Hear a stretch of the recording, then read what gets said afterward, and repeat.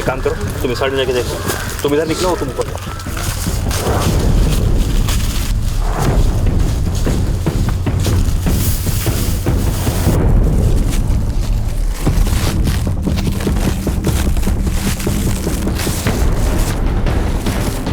Sir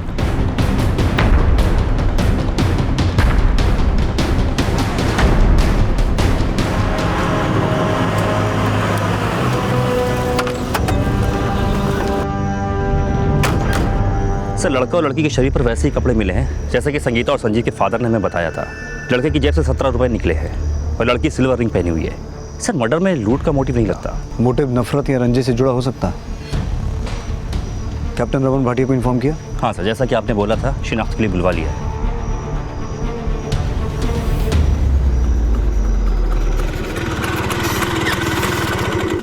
sir,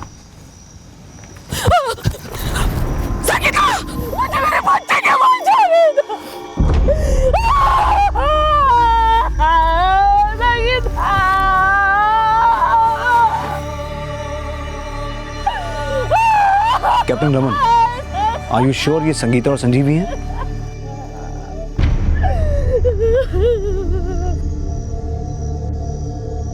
bodies को postmortem के लिए भेजो। जी। ताकि बच्चे सही सलामत वापस आएंगे। फिर क्या हुआ? मुझे मेरे बच्चे चाहिए।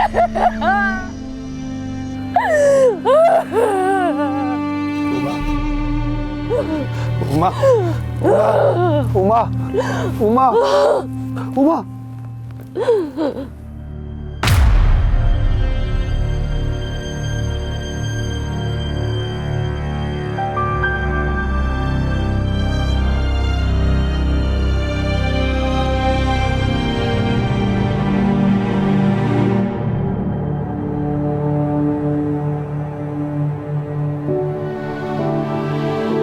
अरे तुम दोनों कभी पढ़ भी लिया करो, 24 घंटे नाच गाने करते रहते हो।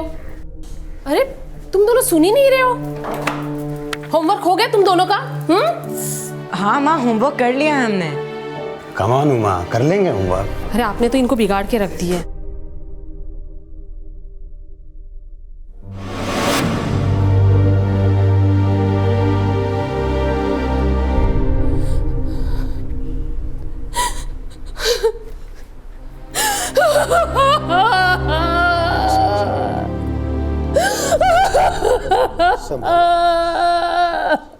एक जख्म लेफ्ट टेम्पोरल एरिया पे horizontally 1 into 1/4 inches bone deep superficially cut on wound. एक जख्म लेफ्ट मेस्टोइड एरिया पे obliquely 11/2 into 1/4 inch bone deep. जख्म इतना गहरा था कि बोन तक को काट दिया, करीब 1 इंच गहरा, जिससे ब्रेन मटेरियल बाहर आ गया। एक जख्म राइट फ्रंटल फोरहेड पे obliquely 1 into 2/10 inch scalp deep. एक जख्म गर्दन की लेफ्ट साइड पे 3 into 2/10 इंचेस।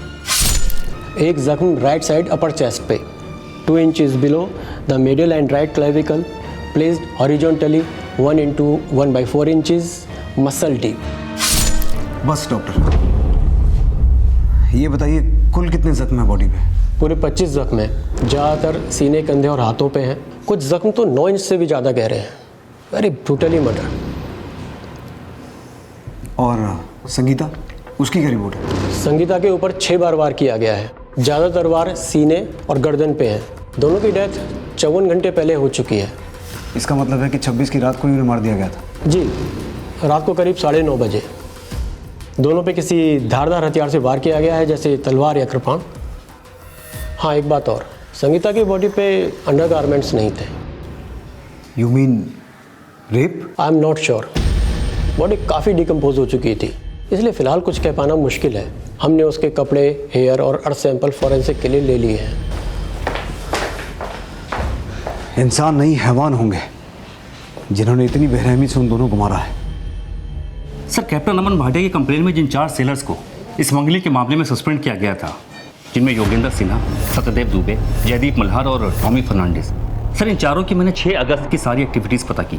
फिलहाल इनके खिलाफ कोई सबूत नहीं मिला। और सर, कर्नल खत्री के बेटे आशीष खत्री के खिलाफ भी कोई सबूत नहीं मिला। But I have a strong feeling कि संगीता और संजीव के मर्डर में उस हरभजन सोढी और विनोद सिंह का हाथ है। हाँ, ये हो सकता है कि उन दोनों का उन चारों सेलर से कोई कनेक्शन हो, लेकिन जब तक हरभजन सोडी और विनोद सिंह हमारे हाथ नहीं लगेंगे, इस केस की कोई लीड हमारे हाथ नहीं लगेगी। प्रकाश सर, देश के सभी अखबारों में उन दोनों की फोटो छपवाओ और रिवॉर्ड रख दो कि जो कोई भी उनके बारे में इंफॉर्मेशन देगा उसे 5,000 रुपये इनाम दिया जाएगा। Okay sir. उन दोनों आदमियों के स्केचेस न्यूज़पेपर के माध्यम से पब्लिक कर दिए गए थे, जिनके नाम हरभजन सोडी और विनोद सिंह माने जा रहे थे। लेकिन संगीता और संजीव की हत्या का वृतांत जो देश भर के अखबारों में छापा गया, उसने जनता में रोष पैदा कर दिया। संगीता और संजीव की हत्या का केस देश के अखबारों की हेडलाइंस बन गया था और सारा दबाव दिल्ली पुलिस पर आ गया था, जो ये मान रही थी कि संजीव और संगीता की हत्या में उन दो संदिग्धों का हाथ हो सकता है, जिनके स्केचेस के अलावा फिलहाल उनके पास और कुछ नहीं था। लेकिन suspended sailor Jogendra Sinha, Jaidev Malhar, Tony Fernandes, Satyadev Dubey और कर्नल खत्री का बेटा आशीष खत्री भी शक के दायरे में थे। लेकिन पुलिस को अभी तक ये नहीं पता था कि संगीता और संजीव की हत्या के तकरीबन 3.5 घंटे पहले उन्होंने एक अनजान आदमी से उसकी कार में लिफ्ट ली थी। अंकल, हमें प्रसारण भारती जाना है, आप हमें लिफ्ट दे सकते हैं? मैं तुम्हें आनंद प्रभात तक छोड़ सकता हूँ। आखिर कौन था वो आदमी और उस आदमी की इस डबल मर्डर केस में क्या भूमिका थी?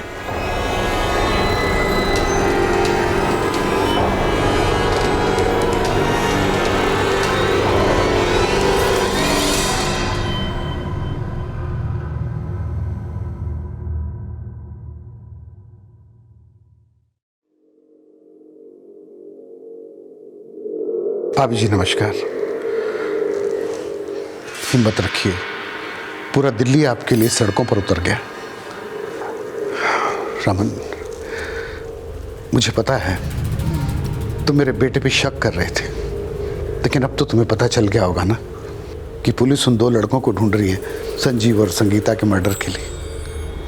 जिसने भी ये घृणित काम किया है, पुलिस उसे बहुत जल्दी ढूंढ लेगी। प्रकाश, मिनिस्ट्री का बहुत प्रेशर है, हमें जल्द से जल्द उन दोनों को ढूंढना होगा। सर, मैंने दिल्ली के सभी हिस्ट्री शीटर की लिस्ट चेक की है, पर इस हरभजन और विनोद का कहीं कोई क्रिमिनल रिकॉर्ड नहीं मिला है। और सर, हम दूसरे स्टेट की पुलिस से भी लगातार कोऑर्डिनेट कर रहे हैं, पर अभी तक कहीं से कोई रिस्पॉन्स नहीं आया। इस मुद्दे ने ऐसी आग पकड़ी कि उस वक्त की केंद्र सरकार को पार्लियामेंट में घेरा जाने लगा और झंडेवाला पुलिस स्टेशन के एसआई और एक कांस्टेबल को सस्पेंड कर दिया गया, क्योंकि उन्होंने कुलजीत की रिपोर्ट पर 1 घंटे तक कोई एक्शन नहीं लिया था। लेकिन इस सब से भी जनता का आक्रोश शांत नहीं हुआ और अखबारों में लगातार लिखा जा रहा था कि दिल्ली में मानवता का खून हो चुका है। इसी दौरान वो आदमी दिल्ली कैंट पुलिस स्टेशन पहुंचा जिसने संगीता और संजीव को अपनी कार से लिफ्ट दी थी। सर, मैं डॉक्टर चड्ढा, इन दोनों बच्चों को मैंने अपनी गाड़ी से लिफ्ट दी थी। अंकल, हमें प्रसारण भारती जाना है, आप हमें लिफ्ट दे सकते हैं? मैं तुम्हें आनंद प्रभात तक छोड़ सकता हूँ। चलो दीदी। और फिर मैंने उन्हें आनंद प्रभात के पास ड्रॉप कर दिया। Thank you uncle. Thank you uncle. बहुत ही हंसमुख बच्चे थे सर। मैंने देखा कि इनका मर्डर हो गया है तो पहले तो मुझे यकीन ही नहीं हुआ। फिर मैंने सोचा कि आपके पास जाकर सब कुछ सच बता देना चाहिए। आनंद प्रभात छोड़ने के बाद फिर आप कहाँ गए थे? मैं वहाँ से मंडी हाउस निकल गया सर। मंडी हाउस में कहाँ? मंडी हाउस में कमानी ऑडिटोरियम, वहाँ पर एक शो था जिसे देखने के लिए मुझे जाना था। उस शो की टिकटें हैं आपके पास? जी नहीं, वो तो मैंने फेंक दी। अच्छा, जब आप संगीता और संजीव को आनंद प्रभात छोड़ कर गए थे तो वहाँ पर आपने इन दोनों में से किसी को देखा था? जी नहीं सर, इनमें से तो किसी को नहीं देखा वहाँ। हो सकता है डॉक्टर चड्ढा झूठ बोल रहा हो। उसका बैकग्राउंड अच्छे से चेक करो और ये चेक करो कि वाकई उस दिन कमानी थिएटर में शो देखने गया था या कहानी बना रहा है। Okay sir. Yogendra, Jaidev, Satyadev, Tommy और आकाश के बाद अब डॉक्टर रामनिवास चड्ढा को भी खंगाला जा रहा था और उसी दौरान पुलिस को इस केस में एक अहम लीड मिली। सर, बॉम्बे पुलिस हेडक्वार्टर से बॉम्बे क्राइम ब्रांच के एसआई संदीप पवार ने हमें यह बताया है कि इन दोनों का ही बॉम्बे का क्राइम रिकॉर्ड है। सर, जिसे अब तक हम विनोद सिंह समझ रहे थे, बॉम्बे पुलिस रिकॉर्ड में इसका नाम जसवीर सिंह उर्फ भिल्ला है और ये हरभजन सोडी कुलजीत सिंह उर्फ गंगा है। सर, बॉम्बे पुलिस ने इनके असली फोटो और इनसे जुड़े हुए सारे इंफॉर्मेटिव डॉक्यूमेंट्स दोपहर की फ्लाइट से दिल्ली भिजवा दिए हैं।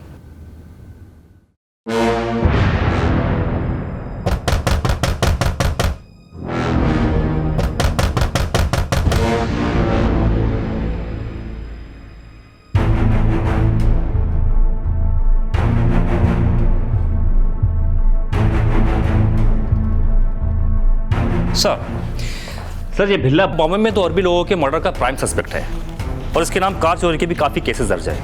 और सर ये गंगा बॉम्बे में चोरी का सामान बेचा करता था और टैक्सी भी चलाता था, जिसमें से ये गैर कानूनी तरीके से शराब इधर से उधर पहुंचाया करता था। बाद में गंगा ने भिल्ला से हाथ मिला लिया और इन दोनों ने मिल करके बच्चों को किडनैप किया। सर बॉम्बे पुलिस इन दोनों को काफ़ी टाइम से ढूंढ रही है।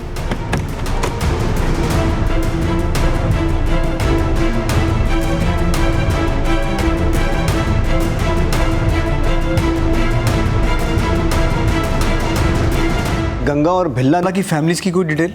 सर भिल्ला की तो कोई फैमिली डिटेल हमारे पास नहीं है, लेकिन बॉम्बे पुलिस का कहना है कि गंगा की एक बहन हरियाणा में कहीं रहती है। हरियाणा में? तो फिर हो सकता है कि सर विल्सन हॉस्पिटल से ये दोनों हरियाणा या फिर दिल्ली से कहीं बाहर भाग गए हों। उनके पास एक ग्रे कलर की गाड़ी है जिसके ऊपर उन्होंने फेक नंबर प्लेट लगा रखी है। प्रकाश सर एरिया की सभी मोटर सर्विसिंग सेंटर से पता करो, हो सकता है उन्होंने कार का रंग बदलवा लिया हो। अब हमारे पास इनका फोटो भी है। प्रकाश किसी भी तरह से पता करो ये दोनों कहाँ हो सकते हैं। Okay sir.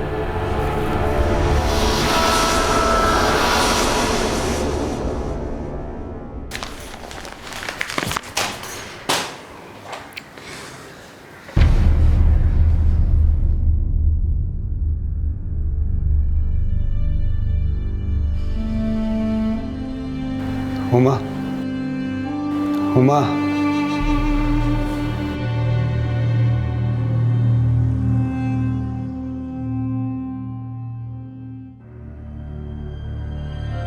हुमा, तुम कुछ दिनों के लिए अपने पेरेंट्स के पास चली जाओ। यहाँ ये सब यहाँ रहो या वहाँ, मेरे बच्चे तो वापस नहीं आएंगे ना। काश मैं इन्हें वापस ला सकता। मैंने इतना हेल्पलेस, इतना लाचार कभी महसूस नहीं किया। मैं जानती हूँ आप भी संजू और संगीता के बिना रह नहीं सकते, फिर हम जिंदा क्यों हैं?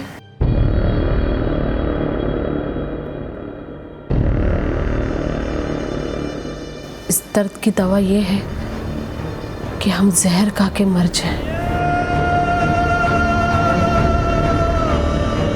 ये सच है कि बच्चे हमारी दुनिया होते हैं और उनके बिना हम अपनी जिंदगी की कल्पना भी नहीं कर सकते। संगीता और संजीव की मां उमा के मन में जो ख्याल आया था वो उनकी पीड़ा का अथाह उन्माद था, और ना ही अपने बच्चों की शरारत और नोक-झोंक में एक मां को यह आभास हुआ था। इतनी क्रूरता से रोंगटे खड़े कर देने वाली ये हत्याएं आखिर क्यों की गई? क्या ये किसी रंजिश से जुड़ा हुआ मामला था? क्या इन हत्याओं के पीछे उन दो संदिग्धों का हाथ था जिनकी पहचान अब गंगा और भिल्ला के नाम से कर ली गई थी? और इस बीच पुलिस को एक और चौंका देने वाली सूचना मिली। हेलो हेलो हेलो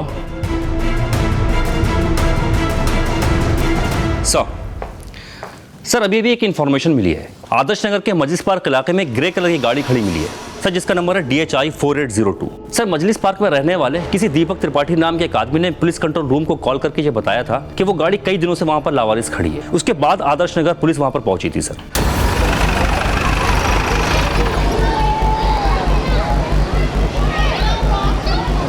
सर ये फोटो मैंने करोल बाग के एसआई सुशील पाठक को भी दिखाया है। सर ये वही गाड़ी है जिसे हरभजन सोडी किसी सेठ मंगतराम की गाड़ी बता रहा है। साहब मैं सेठ मंगतराम जी का ड्राइवर हूँ। सर हो सकता है कि ये वही गाड़ी हो जिसमें संगीता और संजीव को ईश्वरचंद और कुलजीत ने विटनेस किया था, क्योंकि सर इस गाड़ी की जो नंबर प्लेट है DHI 4802 वो भी फेक है। प्रकाश सर, आपके लिए आदर्श नगर पुलिस स्टेशन से एक फोन है। Sir 2 minute. दिनेश। हाँ सर। ईश्वरचंद और कुलजीत को मुझसे मिलने के लिए बुलवाओ, it's urgent. Okay sir. Sir जो गाड़ी मजीज पार्क में मिली थी वैसी ही गाड़ी की चोरी होने की खबर दर्ज हुई है चाणक्यपुरी थाने में। सर गाड़ी का नंबर है DS 5670। ये गाड़ी किसी अशोक शर्मा के नाम पर रजिस्टर्ड है सर। सर उसके पास इस गाड़ी की चाबी भी है।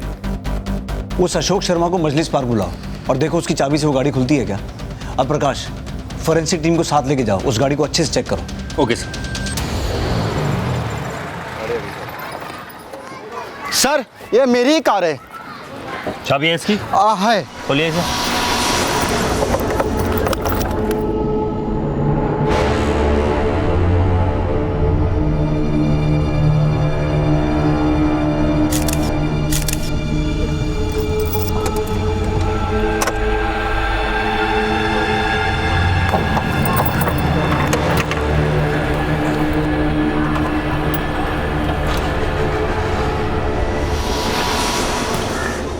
इस कार को चोरी किया गया था और ईश्वर चंद और कुलजीत ने इस बात को कंफर्म किया है कि उन्होंने इसी कार में संगीता और संजीव को देखा था। उस वक्त इस कार का नंबर था HRK 3930, जो कि एक फेक नंबर था। एसआई सुशील पाठक ने हरभजन उर्फ गंगा और विनोद सिंह उर्फ भिल्ला को इसी कार में देखा था और उस वक्त इस कार का नंबर था DHK 984।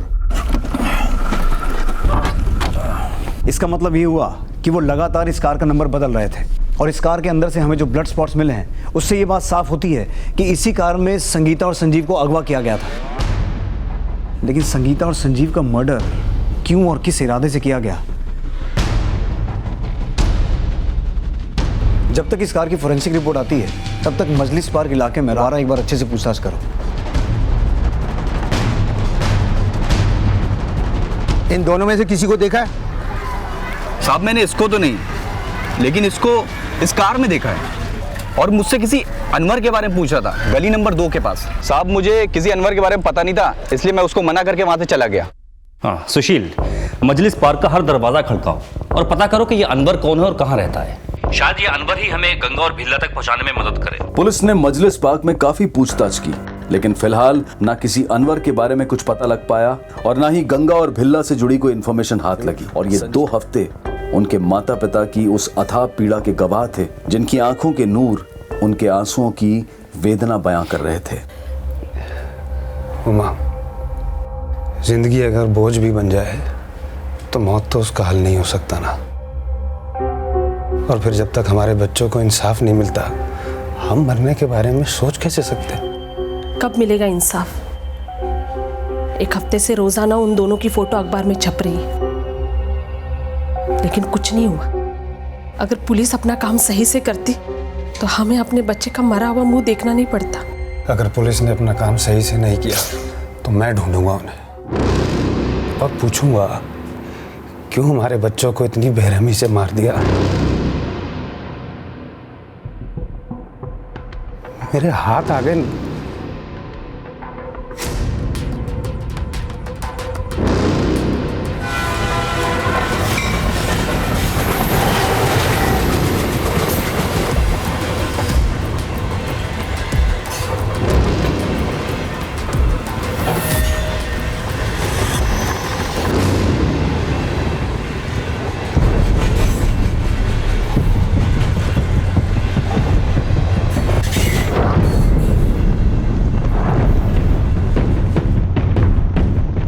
हाँ भाई, अंदर क्यों आ रहे हो?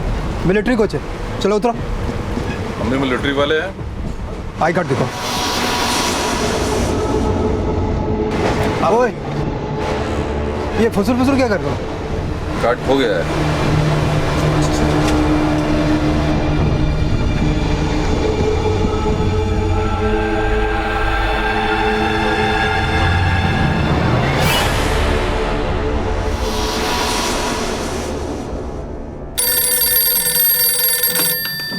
हेलो, गुड, मैं तुरंत पहुंच रहा हूं।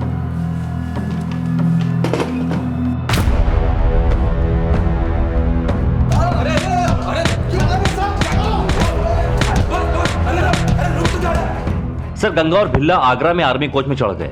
वहाँ आर्मी वालों ने उन्हें पकड़कर नई दिल्ली रेलवे पुलिस को सौंप दिया और वो उन्हें यहाँ ले आए। आइए सर, ये सब उनके पास से मिला है। सर भिल्ला की जेब में ये 32 बोर का कारतूस मिला है।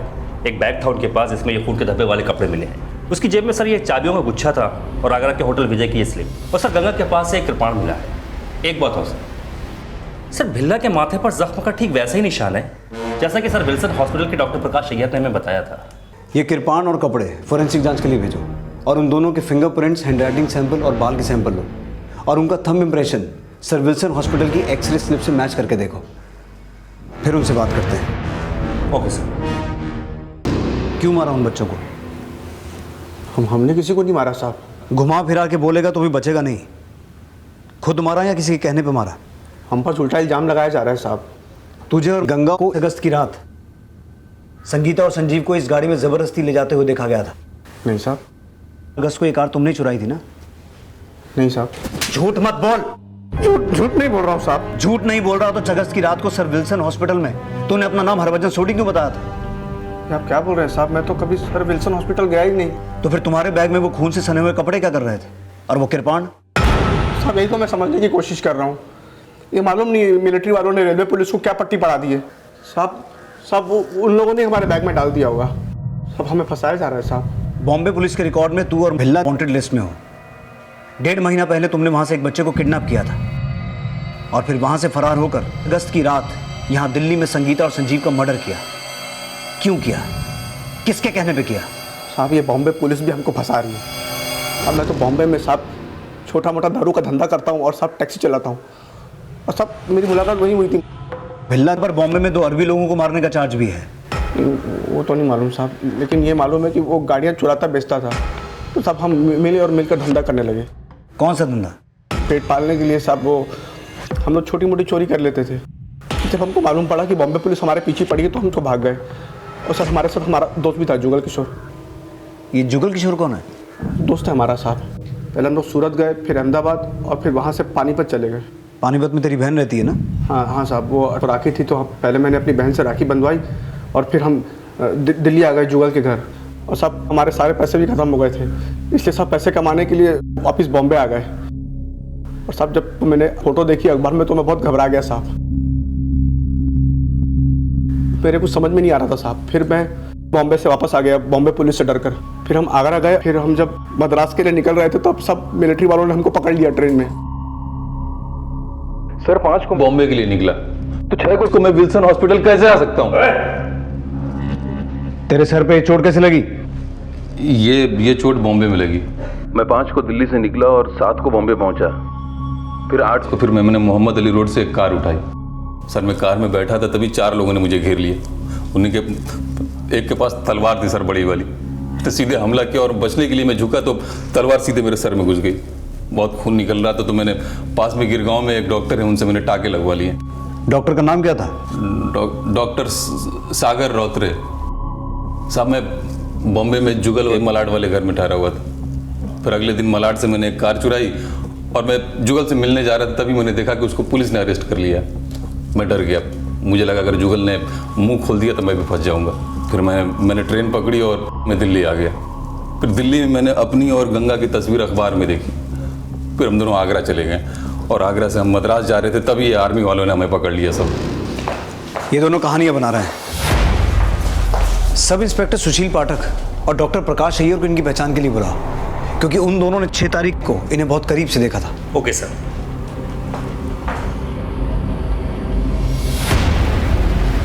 जब गंगा और भिल्ला की पहचान एसआई सुशील पाठक और डॉक्टर प्रकाश अय्यर से करवाई गई तो उन्होंने अपने बयान में यही कहा कि ये दोनों वही थे जो 6 अगस्त 1978 की शाम को हॉस्पिटल में आए थे और उन्होंने अपना नाम हरभजन सोडी और विनोद सिंह बताया था।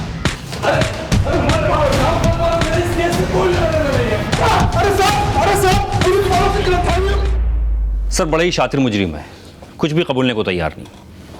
बॉम्बे पुलिस से उस गिरगांव वाले डॉक्टर सागर रोत्रे के बारे में पता करो, जिसके बारे में भिल्ला ने हमें ये बताया था कि उसने अपने सर की पट्टी वहां से करवाई थी। और बॉम्बे पुलिस से ये भी पूछना कि उनका दोस्त जुगल किशोर उनकी कस्टडी में है क्या। प्रकाश सर, भिल्ला की जेब से हमें आगरा के होटल विजय की एक स्लिप मिली थी। आगरा पुलिस से कांटेक्ट करो और अपनी एक टीम वहां ले जाकर अच्छे से छानबीन करो। एंड वेरी इंपॉर्टेंट, भिल्ला को दोबारा हॉस्पिटल लेके जाओ, उसके सर का दोबारा एक्सरे करवाओ। आई एम श्योर उसके इंजरी मार्क्स उस एक्सरे से मैच करेंगे जिसकी रात को किया गया था।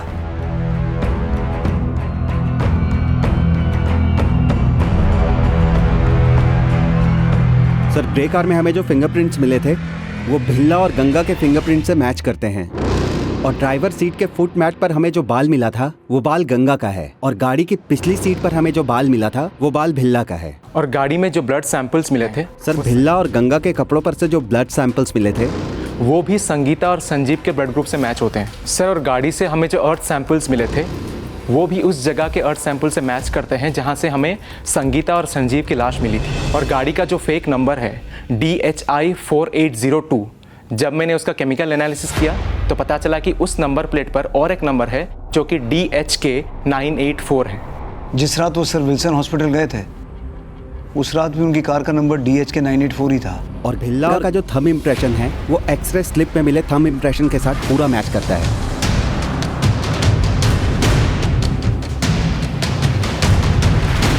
ये स्लिप आपने होटल की है? जी। ये दोनों यहाँ रुके हुए थे?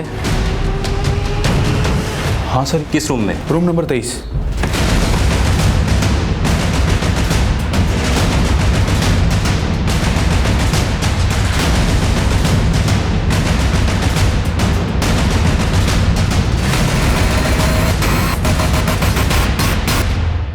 सर ये दोनों एक्सरे का स्काईग्राम मैच करता है। भिल्ला का प्रेजेंट एक्सरे कंफर्म करता है कि उसका घाव 15 दिन पुराना है, जिसका एक्सरे तो लिया गया था जब वो अपना नाम विनोद बता रहा था। हेलो सर, आगरा के जिस होटल में गंगा और भिल्ला रुके हुए थे उस कमरे की हमने छानबीन की है सर। वहां से हमें एक तलवार मिली है सर। उस तलवार पर ब्लड के धब्बे भी हैं। ये तलवार वो मर्डर वेपन हो सकता है जिससे संगीता और संजीव को मारा गया था। उस तलवार को फॉरेंसिक टीम को हैंडओवर करो। ये सभी एविडेंस ये क्लियर करते हैं कि गंगा और भिल्ला ने ही संगीता और संजीव की हत्या को अंजाम दिया। कल उन दोनों की कोर्ट में पेशी है और हम कोर्ट से अपील करेंगे कि उन्हें कैपिटल पनिशमेंट दिया जाए, क्योंकि ये case rarest of the rare category में आता है। सभी सर्कमस्टेंशियल एविडेंस गंगा और भिल्ला के खिलाफ थे, लेकिन कोर्ट में अपनी पेशी के दौरान वो दोनों अपने बयान पर कायम रहे, जो इस केस को और भी पेचीदा बना रहा था। हालांकि माना यही जा रहा था कि संजीव और संगीता की हत्या उन दोनों ने ही की होगी, लेकिन उनके इनकार और सच्चाई की तह में अब भी ये सवाल जिंदा थे कि उन्होंने ये अपराध किसके कहने पर किए थे, या फिर सच्चाई कुछ और ही थी। पानी पिला दो। पानी भी नहीं, कुछ नहीं मिलेगा, चुपचाप बैठ अंदर।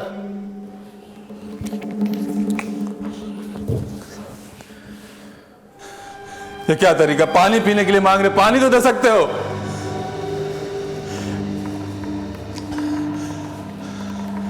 कोई है, सुन तो लो।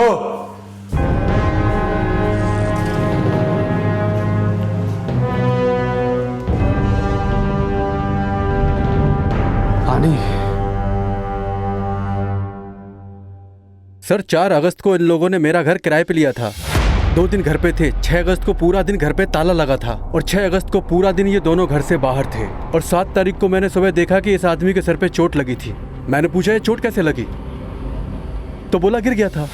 और फिर 1 तारीख को बिना बताए ये दोनों घर से भाग गए, जबकि सर इन दोनों ने 2 महीने का किराया एडवांस में दिया था। सर क्यों ना इन प्रूफ के साथ गंगा को दोबारा कन्फ्रंट करें।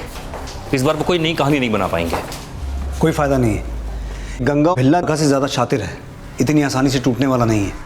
पहले ही बॉम्बे में 2 मर्डर करके बैठा है। इनसे इनका गुनाह कबूल करवाने के लिए कोई दूसरा रास्ता अपनाना होगा।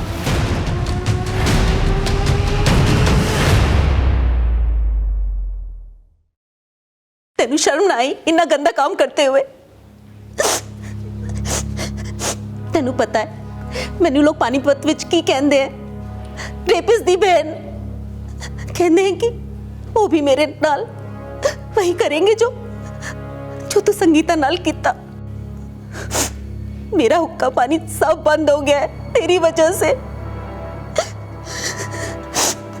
मैं तेनू राखी बांधी, पर अब मैनू शर्म आंदी है कि मैं तेरे जैसे भाई की बहन हूं। अगर तू गलती कीती है तेनू रब दा वास्ता जीते जी पश्चाताप कर ले, नहीं तो तेनू नरक विच भी जगह नहीं मिलेगी।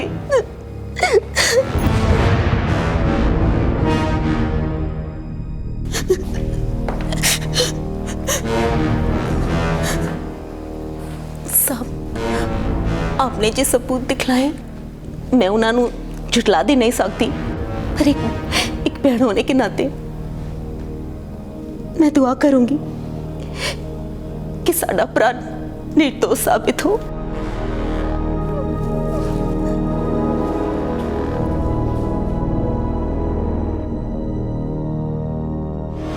तो राज के लिए कितना रिस्क लेता है और वो बदले में कितना कम प्रॉफिट देता है, तो खुद का धंधा क्यों नहीं चालू कर लेता? खुद का धंधा करने के लिए पैसे नहीं है मेरे पास, खुद की टैक्सी तक नहीं है मेरे पास। मैं कैसे बंदे को जानता हूँ जिसके पास खुद की टैक्सी है?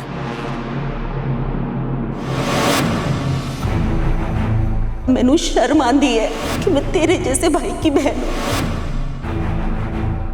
मैनू लोग पानीपत विच की कहंदे हैं? रेपिस दी बहन। वो भी मेरे नाल वही करेंगे जो तू संगीता नाल कीता। जीते जी पश्चाताप कर ले, नहीं तो तेनू नरक में भी जगह नहीं मिलेगी। साहब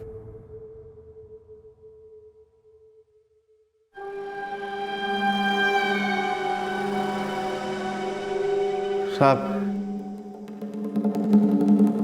मैं अपना गुनाह कबूल करना चाहता हूँ।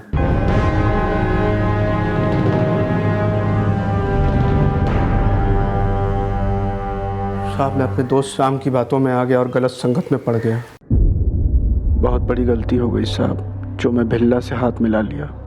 साहब वो मेरे साथ दारू का धंधा नहीं, किडनैपिंग का धंधा करना चाहता था। सुन, स्टेरिंग पे आ जा, मैं अभी आता हूँ 2 मिनट। तो मुझे नहीं पता था साहब कि वो बच्चे को किडनैप करने वाला है। दरवाजा खोल। अरे लेकिन बच्चे को क्यों ले आया? अपहरण के लिए उठाया है? मोटा आसामी है, मोटा माल मिलेगा, ज्यादा सोच मत, चल गाड़ी चला। लेकिन उसको फिरौती नहीं मिली साहब, वो उस बच्चे को जान से मारना चाहता था। मेरा यकीन करो साहब, मैं उस बच्चे की जान बचाना चाहता था और मैं उसको उसके स्कूल के बाहर तक छोड़ कर आया। जब बिल्ला को पता चला तो वो मेरे जान के पीछे पड़ गया। साले, तेरी इतनी हिम्मत, ये मुझसे दगा किया तूने? क्या कर रहा है? छोड़ उसे। श्याम छोड़, छोड़ उनसे। बहुत गर्म मिजाज का है, 2 अरबी लोग का मर्डर कर चुका है।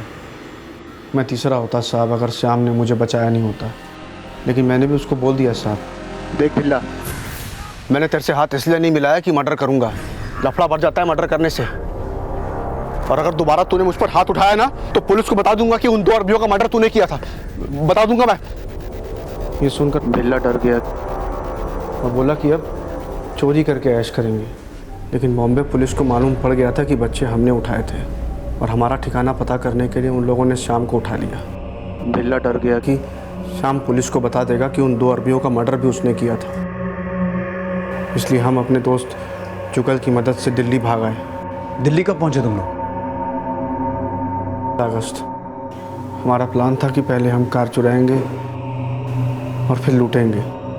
हम फतेहपुरी की एक लॉज में रुक गए। को करोल बाग से हमने कुछ नंबर प्लेट्स खरीदी और 40 नंबर लिखवाए। फिर हमने तलवार खरीदी, कृपान खरीदा और फिर उसमें धार लगवाई, और राखी थी तो मैं पानीपत चला गया। अपने बहन से राखी बंधवाई और उसी दिन वापस आ गया। ग्रे कलर की कार चुराई, उसका नंबर प्लेट बदल दिया।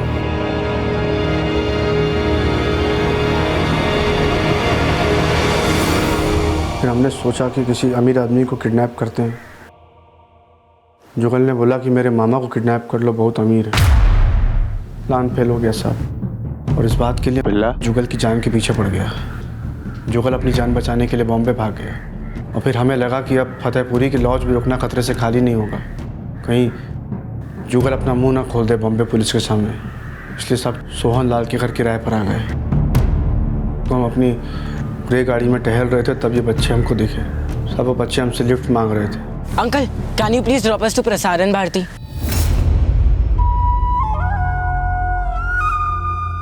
बैठो। चलो दीदी। हमें लगा बड़े घर की औलादें, इसलिए हमने उन्हें उठा लिया साहब। भैया भैया गाड़ी रोको। गाड़ी रोकी, हमें कहीं नहीं जाना। भैया गाड़ी रोको। चुप करके बैठ जा। अरे हमने कहा ना गाड़ी रोको। गाड़ी रोकी, हमें कहीं नहीं जाना। हमने कहा गाड़ी रोको, हमें कहीं नहीं जाना। रोको गाड़ी, रोको गाड़ी।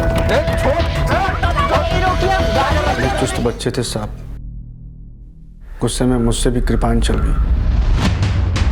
तभी लड़के ने बड़ी चुस्ती से गाड़ी को न्यूट्रल में डाल दी। गाड़ी रोकिए, गाड़ी रोकिए, हमें कहीं नहीं जाना। तभी एक आदमी हमारी तरफ आने लगा, हमने गियर चढ़ाकर एक्सीलेटर दबा दिया। साहब हम बुद्धा पार्क की तरफ जाने लगे तो एक सरदार जी ने हमें देख लिया और पीछा करने लगा।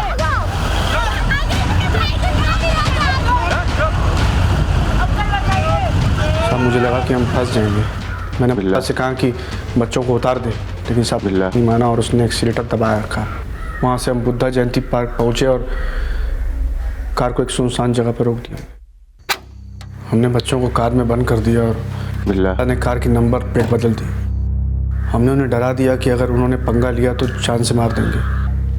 लड़का दर्द से कर्रा रहा था, पानी मांग रहा था, तो मैं उसके लिए ठंडा ले आया। पानी नहीं है, ठंडा पी लो। कुछ नहीं चाहिए हमें, हमें बस घर जाना है। सब लड़के ने ठंडा नहीं पिया। फिर उसकी बहन ने कहा कि इसको आइसक्रीम पसंद है, तो मैं आइसक्रीम ले आया। लो। नहीं चाहिए। अपनी बहन के कहने पर वो आइसक्रीम खाने लगा। फिर ने उनसे बात की। कहाँ रहता है? तेरे पापा क्या करते हैं? नेवी ऑफिसर है।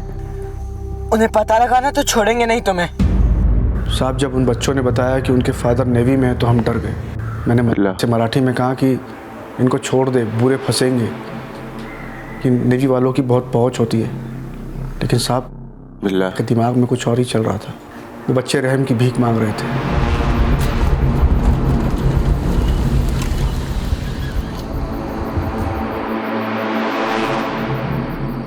प्लीज हमें छोड़ दो ना, प्लीज। आपको वाहेगुरु दा वास्ता। छोड़ देंगे, लेकिन तुझे हमारा एक काम करना होगा। क्या काम करना होगा? 8:30 पे पालम एयरपोर्ट से एक जौहरी इस रास्ते से जाएगा। तुझे उससे लिफ्ट मांगनी है। जैसे ही वो गाड़ी रोकेगा हम उसको ब्लॉक कर देंगे अपनी कार से, और फिर इसको लूट लेंगे। फिर उसके बाद तू जा सकती है।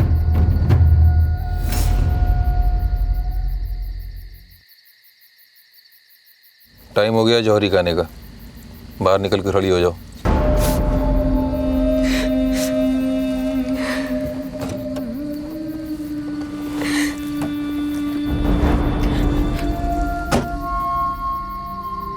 होशियारी करने की कोशिश मत करना।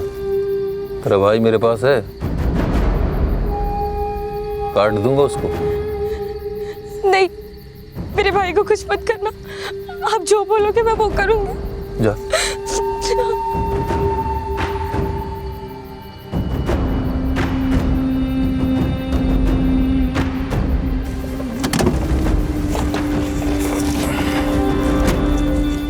सुन, गाड़ी से तलवार निकालकर झाड़ियों में छिप जा। जा।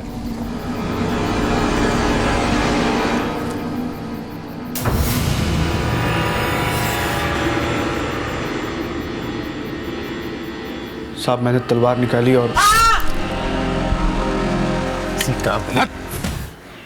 10 मिनट तक उस लड़के को तलवार से मारता रहा। उसने मुझे बुलाया और कहा कि इस लड़के को झाड़ी के पीछे फेंक दे और तलवार साफ कर दे। तलवार साफ करके जब मैं गाड़ी के पास पहुंचा, गाड़ी के पीछे कपड़े पड़े थे और उस लड़की के भी। कार के अंदर उस लड़की का रेप कर रहा था।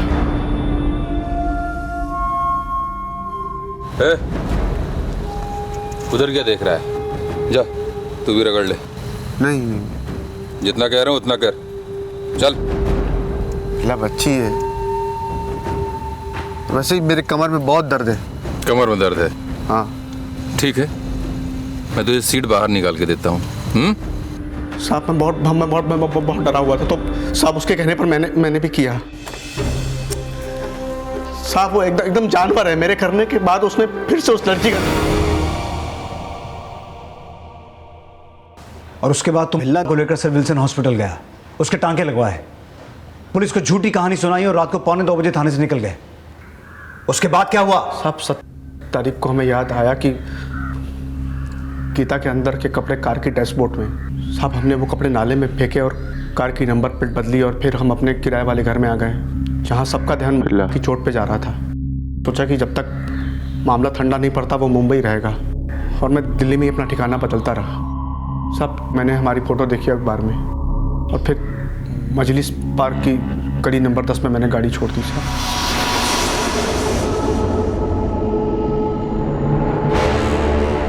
फिर हम 1 हफ्ते के लिए आगरा भाग गए। तलवार छत पर छुपा दी और एक गन खरीद ली। फिर सब हम मद्रास निकल रहे थे, जो कि वहाँ हमें कोई नहीं पहचानता था। हम वहाँ सेफ थे, लेकिन कालका मेल में हमें आर्मी वालों ने पकड़ लिया। गंगा और भिल्ला के बयानों से अब ये साफ हो चुका था कि संजीव के मर्डर और संगीता के रेप और मर्डर को 6 अगस्त की रात को इन दोनों ने ही अंजाम तक पहुंचाया था। और उनके इस घिनौने और अमानवीय अपराध के लिए कोर्ट ने गंगा और भिल्ला को मौत की सजा सुनाई। और इस घटना के 4 साल बाद 1982 में वो दिन भी आ गया जब इन दोनों को फांसी दी जाने वाली थी।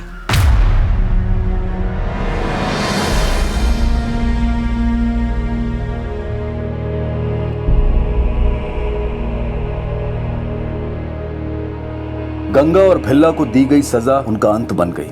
लेकिन इस घटना के तकरीबन 36 साल बाद भी गंगा और भिल्ला जैसे लोगों की क्रूर मानसिकता का अंत नहीं हो पाया है।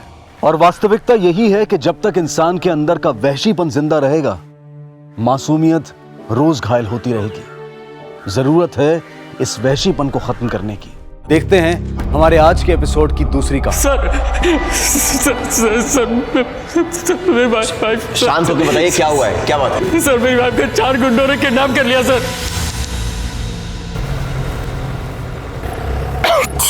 अरे क्या हुआ? आयुष, मुझे सर्दी और जुकाम हो रखा है। एसी से प्रॉब्लम हो रही है। प्लीज एसी बंद करके विंडोज खोल दीजिए ना। जैसा आप कहें मैडम, आपका हुक्म सर आंखों पर। अच्छा, जब तक मैं ठीक ना हो जाऊं ना, मेरे करीब आने की कोशिश मत करना। हो सकता है मेरी बीमारी तुम्हें लग जाए। अब मैडम, जो कुछ तुम्हारा है वो सब मेरा है। तो दूर जाने की बात तो तुम भूल ही जाओ, और ज़्यादा दूर जाने की बात की ना तो मैं अभी तुम्हारे करीब आ जाऊंगा। आके दिखाऊं? हाँ आयुष, अरे क्या हुआ? तुम भी ना, रास्ता है, लोग है, कोई देख लेगा तो। सारा मजा इसे दे दे क्या? थोड़ा हमें भी दे दो। अबे साले, मेरी बीवी है, तमीज से बात कर। गाली दे रहा है, गाली दे रहा है, रुक ना गाड़ी।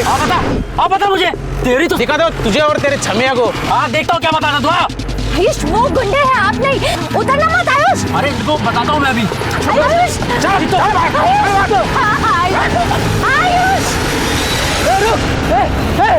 कहाँ हुआ ये सब? सर इंडस्ट्रियल सेक्टर एरिया के पीछे। आपने उनकी मोटरसाइकिल का नंबर नोट किया था या फिर कोई वीडियो या फोटो? सर सब कुछ इतना जल्दी, मैं बहुत घबरा गया था सर।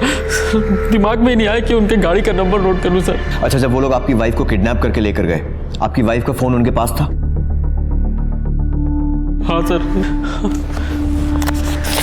अपनी वाइफ का नंबर और अपनी गाड़ी का नंबर दोनों लिख कर दीजिए इसमें। आपकी वाइफ का कोई फोटो होगा आपके पास? हाँ सर। हाँ सर, सही है। इनकी कार को सर्वेलेंस पे डालो और इनकी वाइफ के फोन नंबर को ट्रैकिंग पे डालो। क्या नाम बताया अपनी वाइफ का? स्तुति। स्तुति। उनके फोन को ट्रैकिंग पे डालो। अगर फोन ऑन है तो हो सकता है उसकी लोकेशन हमें मिल जाए। ठीक है सर। सर मिल तो जाएगी ना सर? देखिए, हम लोग कोशिश पूरी करेंगे। आप उस सुनसान जगह पर करने क्या गए थे? सर मैं और स्तुति डिनर पर गए थे। उसके बाद उसने कहा कि उसको लॉन्ग ड्राइव पर जाना है। सर इस वक्त शहर में बहुत ट्रैफिक रहता है, तो मैं उसको उस रोड पर लेकर गए। कितनी देर पहले हुआ ये सब? सर तकरीबन 1-1.5 घंटा पहले। 1-1.5 घंटा पहले आपकी वाइफ को 1-1.5 घंटा पहले किडनैप कर लिया गया और आप अब आ रहे हैं पुलिस स्टेशन में रिपोर्ट लिखाने के लिए? आपको मौका वारदात से फोन करना चाहिए था ना? सर मैंने आपको बताया ना, मैं बहुत घबरा गया था सर। मैंने पापा और चाचा जी को फोन किया था सर, बल्कि इन्होंने ही कहा कि मुझे पुलिस स्टेशन आना चाहिए। सर वहाँ बहुत देर तक लिफ्ट के लिए वेट करता रहा। फिर एक बाइक वाले ने लिफ्ट दी। और उसी बाइक वाले ने आपको पुलिस स्टेशन छोड़ा? नहीं सर उसने मुझे चौक पर छोड़ दिया था। वो फिर अपने रास्ते निकल गया, मैं यहाँ आ गया सर। उन लोगों की कुछ शक्ल देखी थी आपने? कोई भी हुलिया वगैरह कुछ भी याद है? हमारे स्केच आर्टिस्ट को बता पाएंगे? सर सब कुछ इतनी सर जल्दी में कुछ समझ में नहीं आ रहा था। झगड़ा हो रहा था सर पर थोड़ा बहुत मुझे याद है, वो मैं बता सकता हूँ sir. Singh sir, sketch artist को बुलाओ। Okay sir.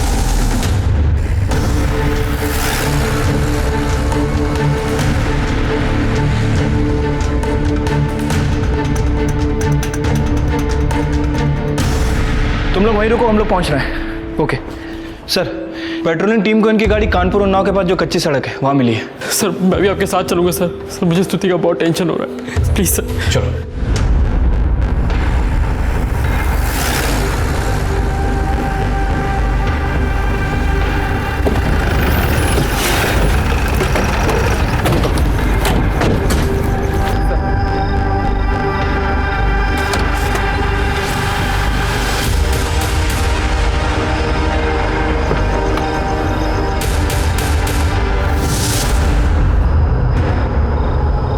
क्या हुआ? स्तुति, पीछे पीछे पीछे रहिए। क्या हो गया तुम्हें? कुछ मत छूइए, पीछे रहिए।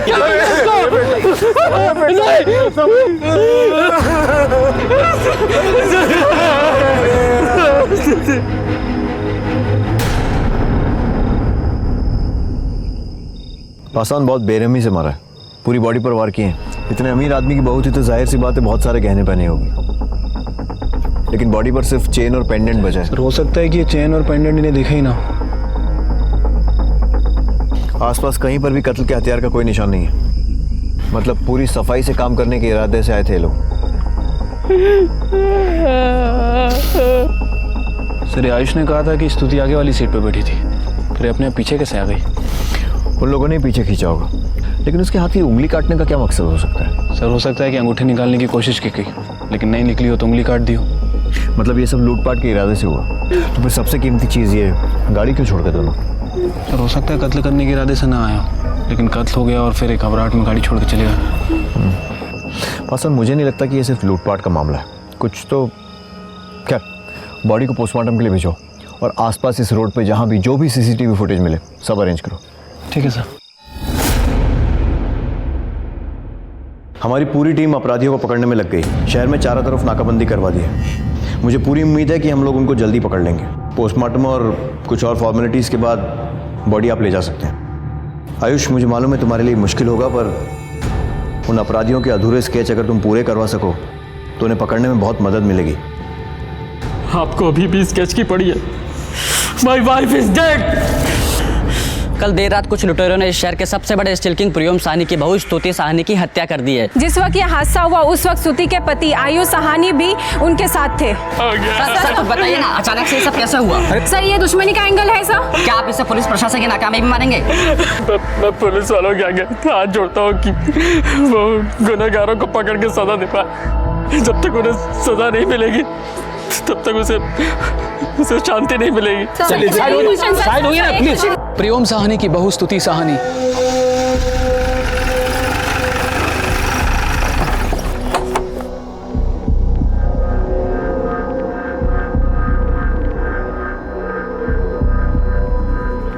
भाई साहब, वो आपने तो कहा था कि आयुष और स्तुति का एक्सीडेंट हुआ है और चूंकि स्तुति को चोट ज्यादा लगी है इसलिए वो आईसीयू में है। फिर ये सब भीड़ कैसी? भाई साहब हम नहीं चाहते थे कि आपको कोई सदमा लगे। आप लोग आइए, आप लोग आइए ना, आइए। एक मिनट आइए।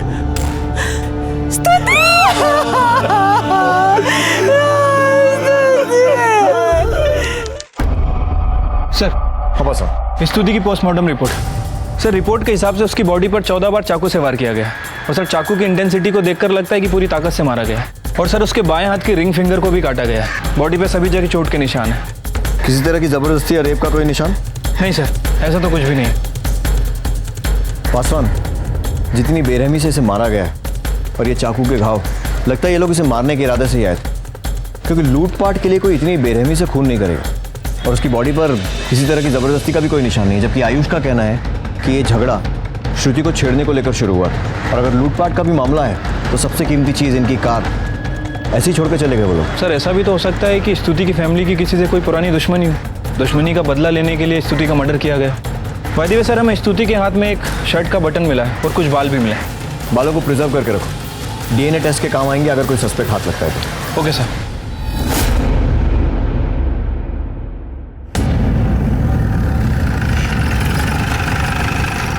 कानपुर में हमारा स्टील का बहुत बड़ा कारोबार है। बिजनेस कंपटीशन तो लगा रहता है। इसका मतलब ये तो नहीं कि कोई मेरी बहू को मार के चला जाएगा और बेटे को छोड़ देगा। और यहाँ कानपुर में हमारी किसी से कोई दुश्मनी भी तो नहीं है, किसी को जानते तक नहीं है यहाँ पर। और हमारी बेटी तो यहाँ बहुत खुश थी। स्तुति के साथ आपके संबंध कैसे थे? मतलब कोई लड़ाई झगड़ा या मनमुटाव? सर हम दोनों एक दूसरे से बहुत प्यार करते थे सर। अभी 1.5 साल पहले तो हमारी शादी हुई थी। ऑफिस के काम के चक्कर में मैं बहुत बिजी रहता था सर, उसको टाइम नहीं दे पाता था, पर हर संडे में उसको घुमाने के लिए लेके जाया करता था सर।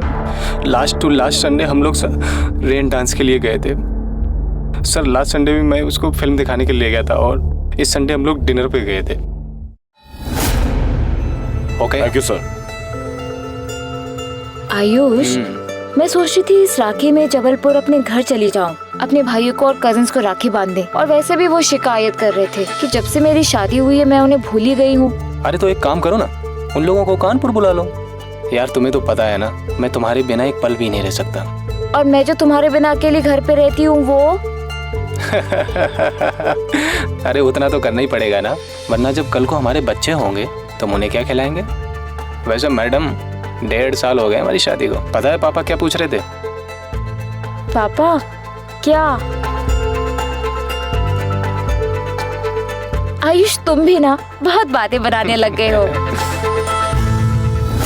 सर सच कह रहा हूँ, सच में स्तुति से मैं बहुत प्यार करता था सर। मैं तो उसको इस दुनिया की सारी खुशियाँ देना चाहता था, उससे 1 मिनट के लिए भी दूर नहीं रहना चाहता था मैं। सर उस दिन भी लॉन्ग ड्राइव पे जाने का मेरा बिल्कुल मन नहीं था, पर उसके कहने पर मैं गया।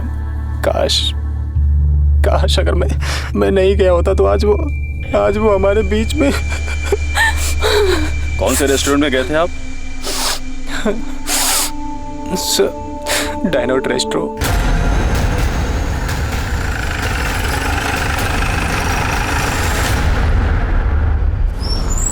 Yes sir. 14 जुलाई की रात का सीसीटीवी फुटेज देखना है हमें। Okay sir. इसके अलावा और कहीं सीसीटीवी लगा है रेस्टोरेंट में? रेस्टोरेंट के एंट्रेंस पे है। दिखाइए वो फुटेज। Yes sir. ये अपनी बीवी को अकेला छोड़कर कहाँ जा रहा है? आसान सर, आसपास की सारी दुकानों में पता करते हैं, जहाँ जहाँ पर सीसीटीवी लगा है उसका फुटेज देखते हैं, पता करते हैं ये यहाँ से निकल कर गया कहाँ था। आप अपनी पत्नी को रेस्टोरेंट में अकेला छोड़कर कहाँ गए थे? सर मुझे वहाँ थोड़ी घबराहट सी हो रही थी, इसलिए बाहर टहले गया था। बड़ी जल्दी खत्म हो गई आपकी घबराहट, क्योंकि आप रेस्टोरेंट से निकल कर उसके बाजू वाली दुकान से तो निकले, लेकिन 3-4 दुकान आगे भी नहीं पहुंचे, बल्कि उन्हीं 2 दुकानों के बीच में कहीं पर रुक गए थे। क्या कर रहे थे आप?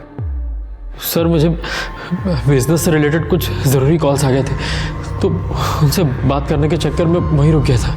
और कपड़े वो कहाँ पर बदले? क्योंकि रेस्टोरेंट में तो आप शर्ट में थे, और जब पुलिस स्टेशन आए थे तो टी-शर्ट में थे। सर उस दिन झगड़े में मारपीट में मेरी शर्ट फट गई थी, सारे बटन टूट गए थे, इसलिए जब पापा को फ़ोन किया तो मैंने उनसे कहा था कि मेरे लिए कोई कपड़ा लेते आए। मारपीट? लेकिन उस रात जब आप पुलिस स्टेशन आए थे तो आपके बदन पर खरोच तक नहीं थे, पर आपकी घबराहट बड़ी अजीब है, और कुछ याद नहीं रहा, सिर्फ कपड़े मंगाना याद रहा। सर आप कहना क्या चाह रहे हैं? मैं झूठ कह रहा हूँ? मैं सिर्फ कुछ पता लगाने की कोशिश कर रहा हूँ। मुझे वो शर्ट चाहिए जो आपकी मारपीट में फट गई थी। इसलिए लोग पुलिस वालों पर भरोसा नहीं करते। अरे मेरी बीवी का खून हुआ, उसके कातिल को पकड़ने की बजाय आप मुझे को फंसा रहे हैं। पत्नी को बेइंतहा प्यार करने वाला पति जो हर घड़ी उसकी याद में रो रहा था, उसकी हर बात के अलग पहलू दिखाई दे रहे थे। पुलिस का शक गहराता जा रहा था। पुलिस का पहले से मानना था कि यह कत्ल सिर्फ लूट के इरादे से नहीं, बल्कि उससे भी बड़ी षड्यंत्र की बू लिए हुए है, और सीसीटीवी की फुटेज ने शक की इस गंध को और बढ़ा दिया। सवाल कई थे। आयुष स्तुति को छोड़कर कहां और क्यों गया? इस हादसे की खबर इतनी देर बाद क्यों दी गई? रेस्टोरेंट से पुलिस स्टेशन के बीच में आयुष के कपड़े कैसे बदले? और जो बात शक को सबसे ज्यादा पुख्ता कर रही थी वो ये कि जिस प्यार और अपनेपन का बखान आयुष कर रहा था वो दोनों के बीच नदारत था। क्या पुलिस सही दिशा में थी या वो भ्रमित हो रही थी? क्या ये केस सुलझने वाला था या फिर और भी ज्यादा उलझने वाला था? आयुष जी आपको क्या लगता है, आपकी बीवी की कत्ल की वजह लूटपाट है या कुछ और? पुलिस रेस्टोरेंट का सीसीटीवी क्यों छान रही है? क्या उन्हें आप पे शक है कि कहीं आपने? ये क्या बकवास कर रहे हैं आप लोग? एक तरफ आप लोग हैं जिन्हें किसी के दुख से कोई लेना देना नहीं है, और दूसरी तरफ पुलिस जो जल्द से जल्द इस केस को खत्म करने के लिए मुझे को फंसा रही है। मैं स्तुति से बहुत प्यार करता था, प्यार करता हूँ और करता रहूंगा। मेरी आप लोगों से रिक्वेस्ट है कि प्लीज मुझे परेशान मत कीजिए। One more question. Paswan sir, इसके कॉल रिकॉर्ड्स निकलवाओ तो। इसे पुलिस पे भरोसा दिलाना बहुत जरूरी है। ठीक है सर। केस बहुत हाई प्रोफाइल था। साहनी परिवार कानपुर शहर का जाना माना परिवार था, और ऊपर से पुलिस पर सीनियर्स का भी प्रेशर था, इसलिए पुलिस हर कदम फूंक फूंक कर रख रही थी।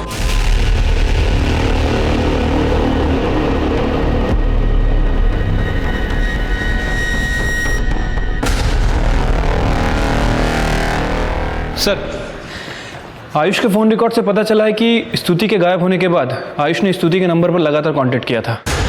और सर ये देखिए, ये एक नंबर है। आयुष जब रेस्टोरेंट में था तो इस नंबर पर लगातार टेक्स्ट कर रहा था, और रेस्टोरेंट से निकलने के बाद भी उसने इस नंबर पर कॉल किया था। किसका नंबर? सर किसी सपना के नाम रजिस्टर्ड है। आयुष के ऑफिस में ही काम करती है। और सर ये रहे वो स्केच जो आयुष ने बनवाए थे।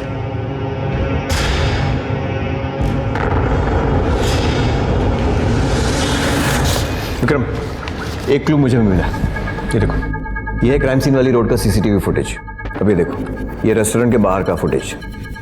ये बाइक पर ये दो लोग रेस्टोरेंट के बाहर किसी का इंतजार कर रहे हैं। अभी देखो, और ये जैसे ही आयुष की गाड़ी आई दोनों निकल गए।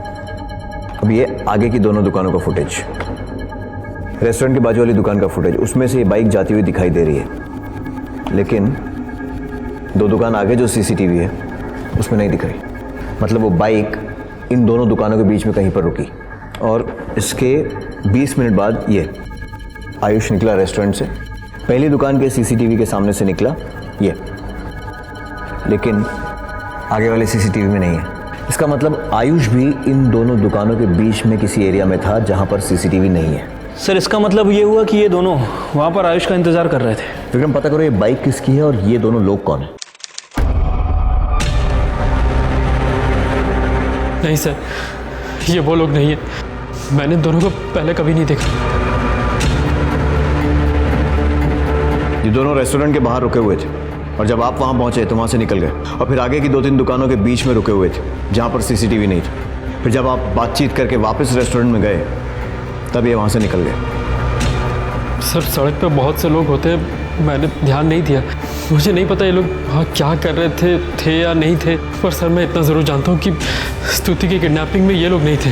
सर वो लोग 4 लोग थे, उनकी दाढ़ी थी और वो सर पर एक कपड़ा बांधा हुआ था। सर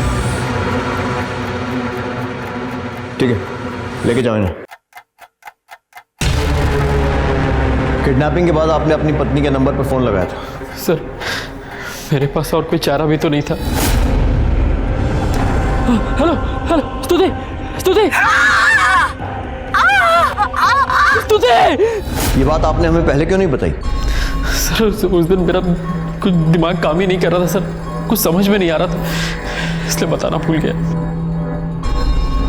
ठीक है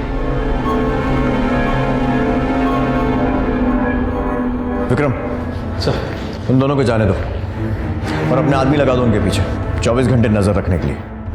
और ये लड़की सपना, इसको थाने बुलाओ जिसे आयुष रेस्टोरेंट से मैसेज कर रहा था। Okay sir. ये सपना श्रीवास्तव यहीं काम करती है ना? जी हाँ। बुलाइए, उससे बात करनी है। सब, लेकिन वो ऑफिस अभी तक आई नहीं। सर मुझे इसके बारे में कोई आइडिया नहीं है। रिश्ता तो मैं कह नहीं सकती, पर हाँ सपना आयुष सर के ऑफिस में जब भी जाती है बहुत देर तक रुकती है। कितनी बार तो मैंने उन्हें ऑफिस से एक साथ बाहर जाते हुए भी देखा है। एक दिन तो आयुष सर सपना के क्यूबिकल में आकर उसके पास बैठ गए थे। सर आयुष के ऑफिस में पूछताछ करके पता चला है कि आयुष और सपना इन दोनों का अफेयर चल रहा था। ये देखिए सर, सपना के कॉल रिकॉर्ड्स। सर इन कॉल रिकॉर्ड्स में हमें आयुष का एक दूसरा नंबर भी मिला है। इस नंबर के बारे में आयुष ने हमें नहीं बताया था। सर सपना नहीं बल्कि और भी 2 लड़कियों के साथ उसके अफेयर थे। पिछले 1 महीनों में आयुष ने लगभग सपना को 300 कॉल किए हैं और अनीशा को लगभग 663। ये अनीशा कौन है? सर अनीशा उसकी पड़ोसी है। और सर इन दोनों के अलावा एक लड़की और भी है, कोमल। कोमल को भी वो अक्सर कॉल किया करता था। अभी कोमल कौन है? सर कोमल उसके घर में काम करने वाली बाई है। क्या? वो अपने घर की बाई को भी इतने फोन करता था? क्यों? सर सपना ही है।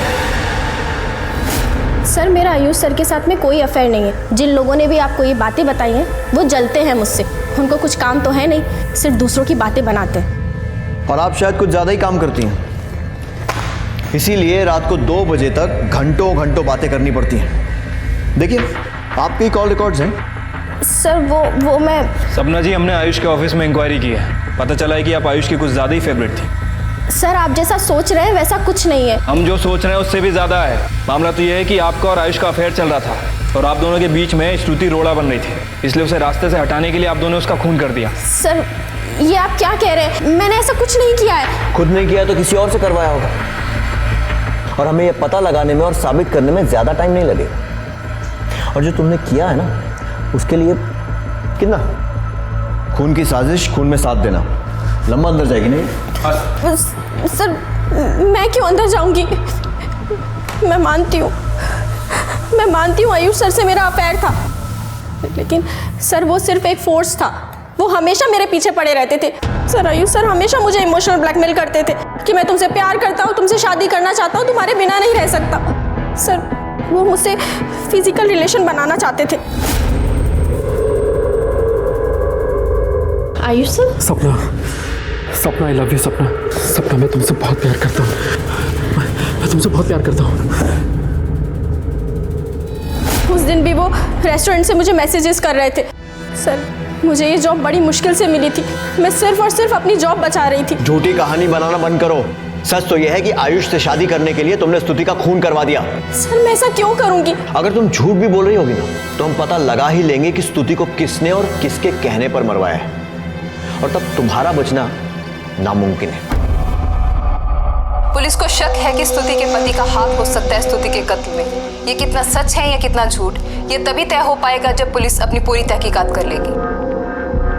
अगर इसने कुछ नहीं किया है तो पुलिस इस पर शक क्यों कर रही है? क्योंकि मैं कानपुर के स्टील इंडस्ट्री के किंग का बेटा हूँ। पुलिस कैश कराना चाहती है मेरी इमेज को, मोटा पैसा खाना चाहती है। और न्यूज वालों का क्या, ये तो होता ही है लोगों को बदनाम करने के लिए। भाई साहब, आप हमारे आयुष को गलत समझ रहे हैं। हमारा बेटा ऐसा कर ही नहीं सकता। वो तो स्तुति से बहुत प्यार करता था। झूठ बोल रहे हैं आप लोग। स्तुति ने बताया था, तुमने उसे कभी पत्नी का दर्जा दिया ही नहीं। पर माँ, आप मेरी बात समझने की कोशिश तो कीजिए। मैं क्या कहना चाहती हूँ सुनने तो सही। देखो बेटा, पति पत्नी के बीच में मनमुटाव चलते रहता है। पर माँ वो मुझे पत्नी मानते ही कहाँ है। सच कहूँ तो मैं उन्हें समझने की कोशिश करके भी थक चुकी हूँ माँ। मैं कंफ्यूज हो चुकी हूँ। रेन डांस के लिए लेकर गए पर पूरा टाइम फोन पर लगे रहे, मुझसे 1 मिनट बात तक नहीं की माँ उन्होंने। माँ समझ में नहीं आता कि वो मेरे साथ रहना भी चाहते हैं या नहीं, और अगर नहीं रहना चाहते तो मुझे जिद करके अपने साथ क्यों लेकर जाते हैं घुमाने। स्तुति बगल में होने के बावजूद ये रात रात भर किसी लड़की से फोन पे बात करता था। मेरा किसी से कोई अफेयर नहीं था, मैं सिर्फ स्तुति से ही प्यार करता था।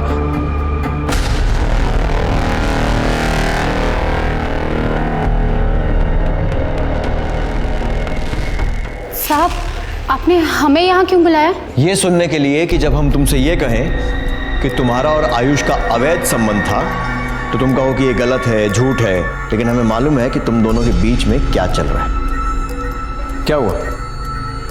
गला सूख रहा है? पानी चाहिए?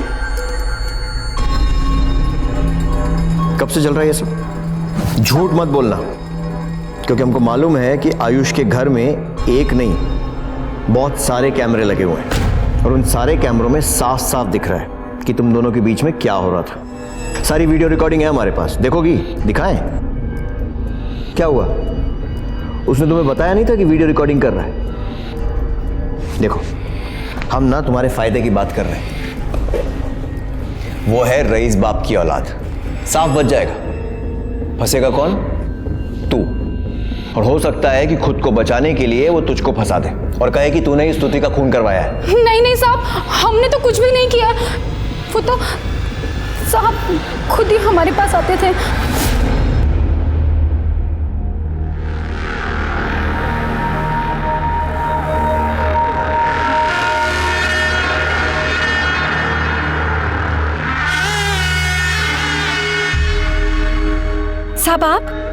साहब कोई देख लेगा? अरे कौन देखेगा, घर पर कोई है ही नहीं, सिर्फ मैं और तुम।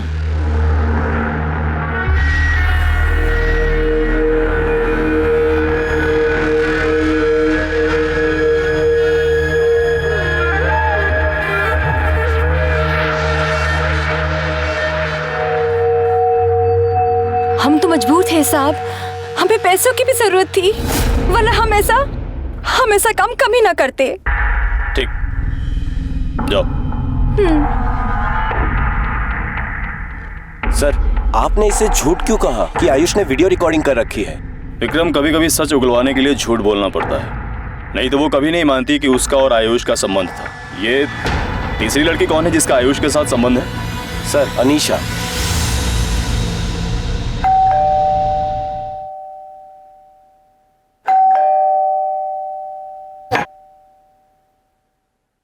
अनीशा? जी मैं ही हूँ। आप तो बता सकते हैं क्या बात करनी है? काफी ब्लंट है आप। चलिए, आपसे सीधे ही पूछ लेता हूँ, आपका और आयुष का क्या रिश्ता है? रिश्ता क्या है सर? वो जो बगल में बंगलो है वो आयुष का है और हम पड़ोसी हैं। ताजुब की बात है कि आप अपने पड़ोसी से घंटों बातें करती हैं, वो भी फोन पर। इतना कि एक महीने में 663 कॉल। सर वो मेरे बचपन का फ्रेंड है और आयुष मुझसे हर बात शेयर करता है। आई एम श्योर कि फ्रेंडशिप होना कोई क्राइम नहीं है, राइट? तो पहले हम ये पता लगा लेते हैं कि ये फ्रेंडशिप कैसी और कितनी गहरी है, और उसके बाद आपको क्राइम की डेफिनेशन भी दे देंगे। Okay, thank you. Thank you. हाँ बस निकल रहे हैं घर के लिए। सर ये आयुष तो काफी रंगीन मिजाज का निकला। Good night sir. Good night. 3 लड़कियों से अफेयर और घर में एक बीवी भी। सर कहीं यही तो कारण नहीं है स्तुति के मर्डर का? पासवान, 3 लड़कियों के लिए मर्डर करना थोड़ा मुश्किल लगता है। अपने अब तक के कैरियर में एक ही चीज देखी है मैंने, मर्डर कोई तभी करवाता है जब किसी एक को पाने की जिद लिए बैठा हो। तो लड़की तो कोई एक ही होनी चाहिए। हाँ, ये हो सकता है कि स्तुति को आयुष की इन रंगरलियों के बारे में पता चल गया हो, और क्योंकि आयुष अपनी लाइफस्टाइल चेंज करने के लिए तैयार नहीं था तो उसने स्तुति को ही रास्ते से हटा दिया हो। सर ये भी तो हो सकता है कि अनीशा, सपना और कोमल, इन तीनों में से किसी एक को आयुष से मोहब्बत हो गई हो, और इन तीनों में से किसी एक ने ही स्तुति को अपने रास्ते से हटाया हो। क्योंकि आयुष वैसे भी काफी मालदार पार्टी है और शादीशुदा भी है, और एक शादीशुदा आदमी से दोबारा शादी करना पॉसिबल नहीं है। जो भी है, एक बात तो पक्की है कि ये खून लूटपाट के इरादे से नहीं किया गया, और उधर आयुष को देखे तो वो हर बात में हमसे झूठ बोलता आ रहा है। तो ये भी पॉसिबिलिटी है कि वो जानबूझकर उन दोनों लोगों को नहीं पहचाना। नहीं सर, ये वो लोग नहीं है। चल सर, मैंने इन पे नजर रखी हुई थी। ये दोनों शहर छोड़ के भागने की कोशिश कर रहे थे, तो मैं इनको पकड़कर पुलिस स्टेशन ले आया।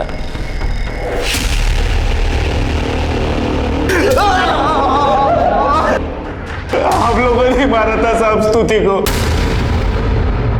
सतीश के कहने पे मारा था साहब। कौन सतीश? साहब सतीश मर्डर की सुपारी लेता है, इसकी सुपारी भी उसी को मिली थी। स्तुति को मारने के लिए ऐसे लोग चाहिए थे जिनका पहले से पुलिस में कोई रिकॉर्ड ना हो, इसलिए हमको बोला था मारने के लिए। साहब हमें बहुत पैसे बोला था साहब, सारी जिंदगी एड़ी रगड़ते तो भी नहीं कमा पाते। जब स्तुति का मर्डर किया सतीश तुम्हारे साथ था? नहीं साहब, नहीं था। हथियार कहाँ से मिले? साहब हथियार तो हमें सतीश नहीं दिए थे, उसने वो चाकू वो सुपारी देने वाले आदमी के साथ घंटा घर चौक की दुकान से खरीदा था साहब।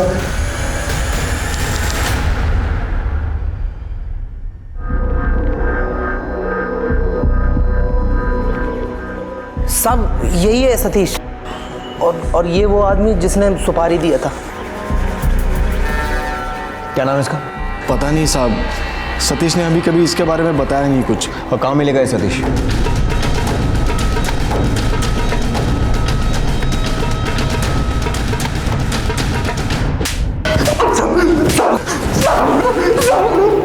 देख, मोनू और बीनू ने सब कुछ उगल दिया है। उन्होंने बता दिया है कि तूने ही उन दोनों को किसी आदमी से मिलवाया था जिसने स्तुति की मर्डर की सुपारी दी थी।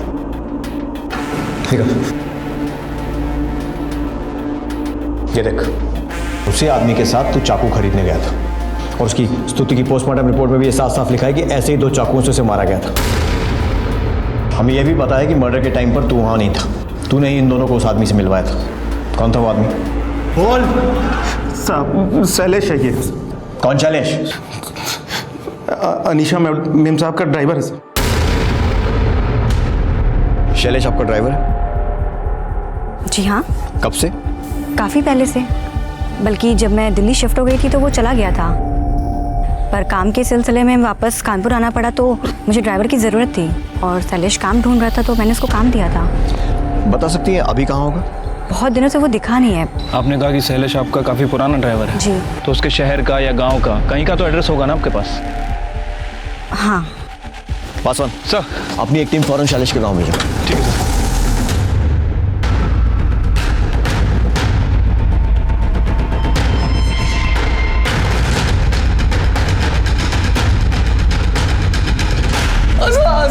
गरीब आदमी हूँ साहब, मेहनत करके कमाने वाला हूँ, ऐसा कभी सोच भी नहीं सकता हूँ साहब। मेहनत तो देख ली तेरी, बहुत कोशिश की ना भागने की, लेकिन पकड़ा गया। और गरीबी भी देख ली, इतना सारा सामान एक साथ घर में, बीवी के लिए मोबाइल फोन, बच्चों के लिए कपड़े खिलौने, सारे गरीब आदमी ऐसी खरीदारी करते हैं। बोल कहाँ से आया इतना पैसा?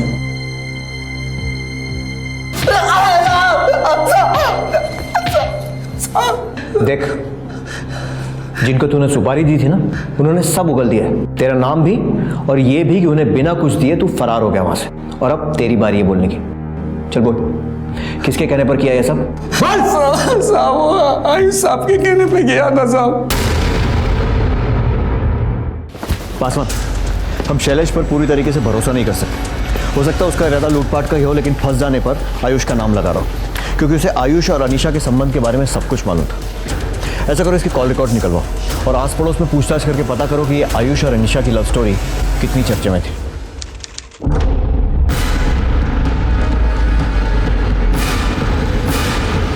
तुम इस मोहल्ले के चौकीदार हो ना? जी साहब। ये आयुष को देर रात कभी कुछ ऐसा करते हुए देखा जो अजीब लगा? छोटा मुंह बड़ी बात साहब, पर हमने कई बार रात को आयुष साहब को अनीशा मैम साहब के घर जाते देखा है।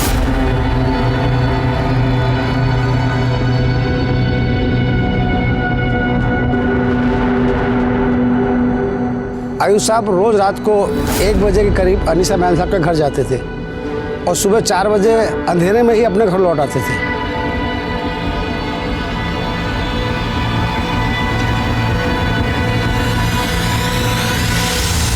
सर मैं मानता हूँ कि मेरा अनीशा के साथ अफेयर था, पर इससे ये बात तो साबित नहीं होती ना कि मैंने स्तुति का खून किया है। साहब शैलेश को मेरे और अनीशा के बारे में सब कुछ पता था, उसने इसी बात का फायदा उठाया। उस दिन वो लूट के इरादे से आया, उसने देखा होगा कि स्तुति ने उसको पहचान लिया, तो उसने उसका भी खून कर दिया और अब वो मुझे सॉफ्ट टारगेट बना रहा है। सर मैं आपसे कह रहा हूँ ये सब कुछ किया धरा शैलेश का है, उसने आपसे भी झूठ बोला है।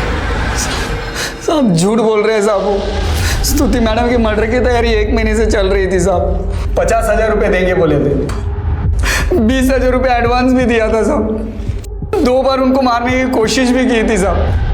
वो क्या बोलते हैं ना साहब, वो बारिश में डांस होता है ना साहब, रेन डांस साहब, तभी उन्होंने हमको वहाँ पे 12 बजे बुलाया था वो नदी के पुल के पास, ताकि मैडम को मार के वो पुल में फेंक देंगे।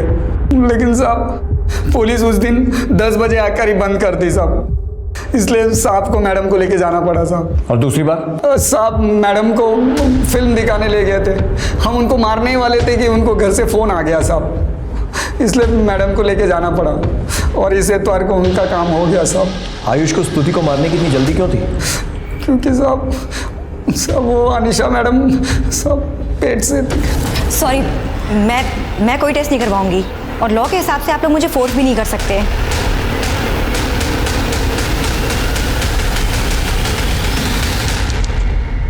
आयुष क्या ये सच है कि अनीशा प्रेग्नेंट है और आप उसके बच्चे के बाप है? बकवास है ये। मैंने अपनी जिंदगी में सिर्फ एक ही औरत से प्यार किया है और वो है मेरी बीवी स्तुति। पता नहीं आप सब लोग मुझे क्यों इतना दुखी करने पर तुले हुए। स्तुति तुम मुझे छोड़कर कहाँ चली गई? देखो इन लोगों ने मेरा क्या हाल बना दिया है। सर स्तुति की डेड बॉडी के हाथ में जो बाल मिला था उसकी डीएनए रिपोर्ट आ गई। सर वो डीएनए इन चारों के डीएनए से मैच नहीं करता। सर हो सकता है कि ये बाल आयुष का ही हो सकता है, लेकिन डीएनए रिपोर्ट में अगर ये साबित हो भी गया तो भी आयुष के पास बहाना रहेगा कि जब गुंडों के साथ मारपीट हो रही थी तब स्तुति ने उसे बचाने की कोशिश की और शायद तभी वो बाल उसके हाथ में आया होगा। हमें और ठोस सबूत चाहिए पासवान।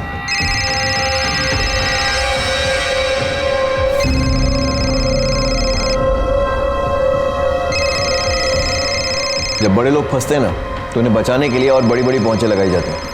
क्या इसे छोड़ो, आयुष को जरा थाने लेकर आओ। Okay sir.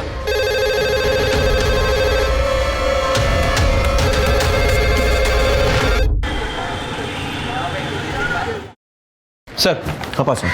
सर स्तुति के मर्डर के 1 महीने पहले शैलेश के फ़ोन पर इन 2 नंबरों से लगातार कॉल आ रहे थे और सर इन दोनों फ़ोन में आपस में कॉल्स भी एक्सचेंज हो रही थी। सर इंक्वायरी से पता चला है कि ये नंबर बरेली के किसी अमित झा के नाम रजिस्टर्ड है। लेकिन सर एक अजीब बात है, इन दोनों नंबर की लोकेशन ज़्यादातर अनीशा और आयुष के घर के आसपास ही दिखा रही है। सर हो सकता है कि शैलेश झूठ बोल रहा हूँ, अपने किसी दोस्त के साथ मिलकर आयुष को फंसाने की कोशिश कर रहा है। पता करो कि अमित झा कौन है और इसका शैलेश से क्या वास्ता है।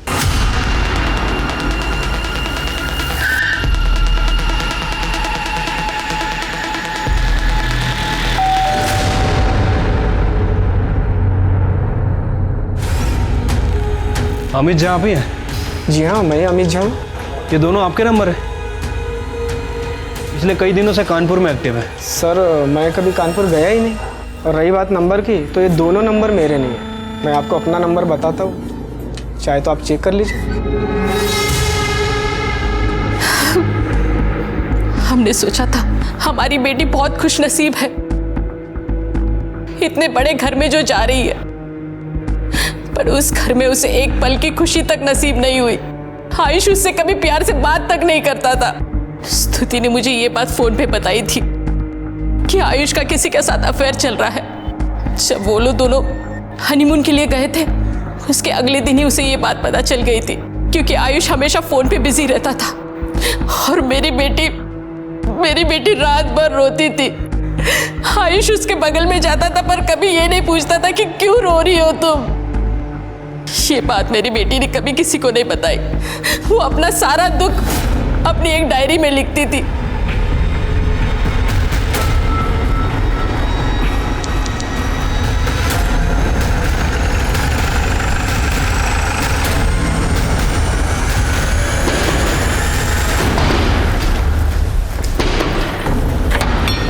क्या हुआ? हटिए। क्या हो रहा है? तलाशी लेनी है आपके घर की। ये क्या तरीका है ये? सर्च वारंट है हमारे पास। चारों तरफ देखो अच्छे से।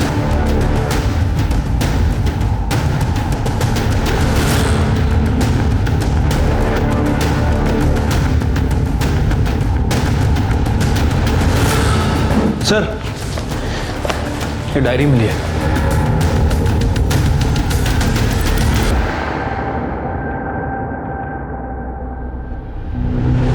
सर मैं सच कह रहा हूं, मैंने कुछ नहीं किया है। तो ऐसे नहीं बोलेगा ना। पासवान। सर। यादव मैडम।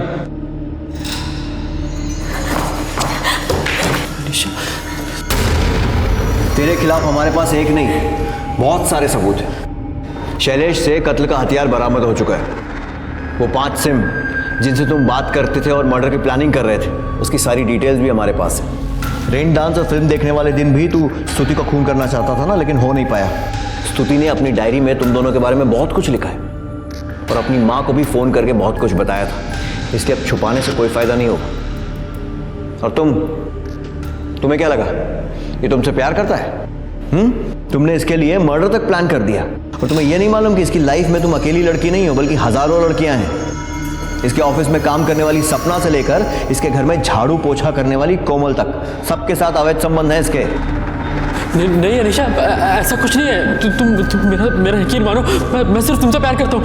मेरा यकीन करो, मैं किसी और से प्यार नहीं करता।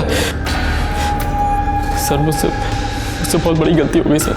चल अब बता क्या हुआ था उस रात। सर उस दिन रेस्टोरेंट से 10 मिनट के लिए निकल के मैं मोनू और बीनू से मिलने गया था।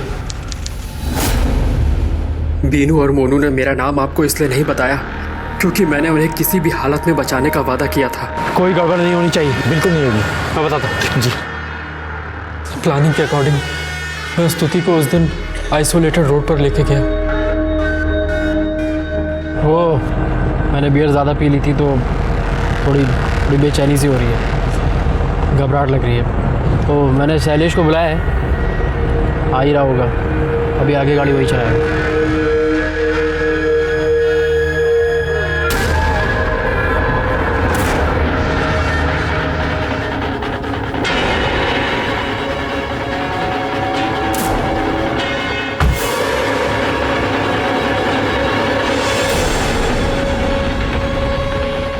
आज मैं तुम्हें ऐसी ड्राइव पर भेज रहा हूँ जहाँ से तुम कभी वापस नहीं आ पाओगे। Enjoy your ride.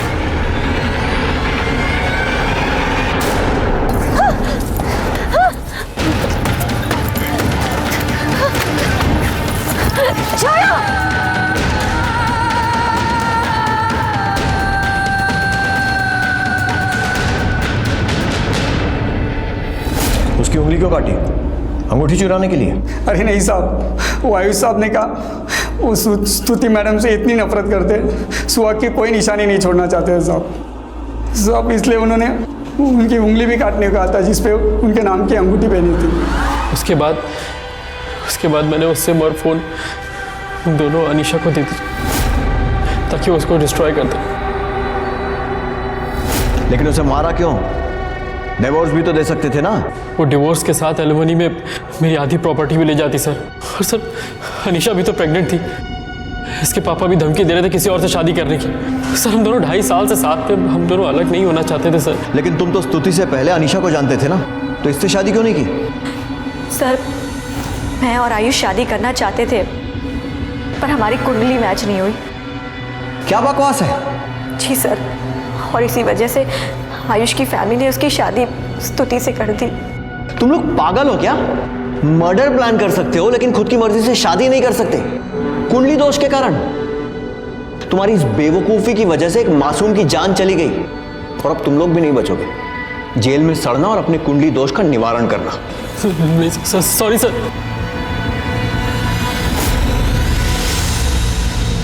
Ayush Sahni को स्तुति के कत्ल की साजिश, सबूत मिटाने और अपहरण के लिए आईपीसी की धारा 356, 302, 201, 120B और धारा 34 के तहत सजा सुनाई गई और अनीशा धमीजा को कत्ल की साजिश और सबूत मिटाने के लिए आईपीसी की धारा 120B, 302 और 210 के तहत सजा सुनाई गई। शैलेश, बीनू और मोनू को अपहरण, कत्ल की साजिश और गहने चोरी करने के जुर्म में आईपीसी की धारा 364, 302, 201, 404 और 120B के तहत सजा सुनाई गई। अक्सर देखा गया है कि पैसे के नशे में मदहोश लोग जुर्म करते हैं ये सोचकर कि पैसे की चमक में उनका अपराध दिखाई नहीं देगा। इसी पैसे के नशे ने आयुष से स्तुति का कत्ल करवाया और फिर अपने आप को बचाने के लिए उसने अपने पैसे और रुतबे का पूरा इस्तेमाल किया। लेकिन वो ये भूल गया कि कानून की आंखों पर पट्टी है जो ना अमीर देखती है ना गरीब। अब मैं अनूप सोनी आपसे विदा लेता हूं, फिर मुलाकात होगी अगले एपिसोड में एक और चौंका देने वाले केस के साथ। तब तक अपना और अपने परिवार का ख्याल रखें और देखते रहें क्राइम पेट्रोल डायल 100। सबक एक को सीख हम सबको।